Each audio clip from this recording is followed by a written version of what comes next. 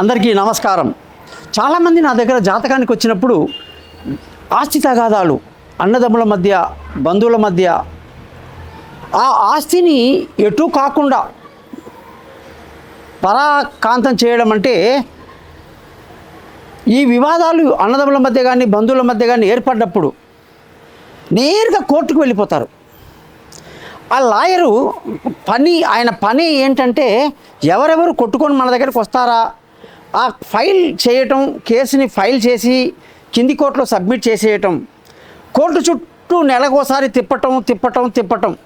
అది 20 ఏళ్ళైనా 30 ఏళ్ళైనా కూడా ఎన్నో వేల లక్షల కేసులు ఇవాళ భారతదేశంలో అలా మగ్గిపోతున్నాయి. మరి మనం కూర్చొని దాన్ని సెటిల్ చేసుకుందాం, విసుగొచ్చేసింది మాకు, మేము కోర్టు చుట్టూ తిరగలేం, లాయర్ ఫీజు కట్టి మా ఆస్తంతా అమ్ముకోవాల్సి వచ్చింది అన్న వాళ్ళు ఎంతోమంది ఉన్నారు. మరి ఎవరు ఈ రాబందులు? ఎవరు మీ ఆస్తి మీద, మీ యొక్క వివాదాల మీద డబ్బు చేసుకునే, ఎన్కాష్ చేసుకునే మధ్యవర్తులు ఎవరు?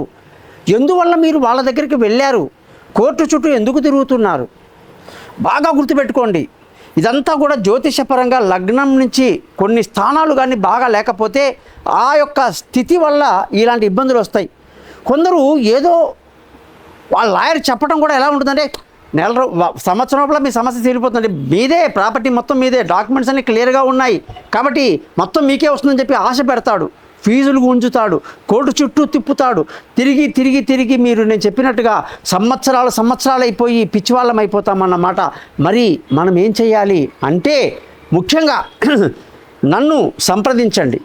మీ యొక్క సమస్య ఏంటో నేను క్లియర్గా అర్థం చేసుకొని ముఖ్యంగా ఈ లాయర్లతో ఒప్పందాల నుంచి బయటపడాలి. వాళ్ళు మిమ్మల్ని ఎట్టి పరిస్థితుల్లో కూడా వదులుకోరు, ఎందుకంటే మీరు లేకపోతే వాళ్ళకు గడవదు కాబట్టి. ప్రతి లాయర్ కూడా కేవలం మీ వివాదాల మీద డబ్బు చేసుకుంటాడు. మీకు అక్కడ సమస్య సొల్యూషన్ అయినా ఇరు వర్గాల వారు కలిసి మేము కూర్చొని మాట్లాడుకొని మేము సెటిల్మెంట్ చేసుకుంటామన్నా కూడా వీళ్ళు వదిలిపెట్టరు. అనేక లా పాయింట్లు పెట్టి మిమ్మల్ని ఇబ్బంది పెట్టేసి ఇన్ని రోజులుగా లేని మీరు గొడవ పెట్టుకుంటూ కోర్టు చుట్టూ తిరుగుతూ ఇప్పుడు వచ్చేసి మేము కలిసిపోతామంటే మరి మేమేమైనా పిచ్చోళ్ళమా మధ్యలో?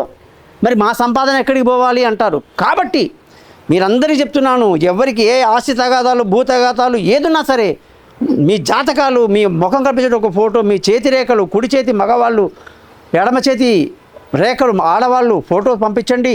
డేట్ ఆఫ్ బర్త్ ఉంటే ఇంకా అద్భుతంగా ఉంటుంది. పంపిస్తే మీ జాతకం మొత్తం చేసి అసలు ఈ సమస్య సాల్వ్ అవుతుందా రాదా, మీరు ఇందులోంచి బయట పడతారా పడరా, పడితే ఎలా పడతారు, ఏ రోజు పడతారు అనేసి డేట్తో సహా మనం చెప్పొచ్చు అన్నమాట.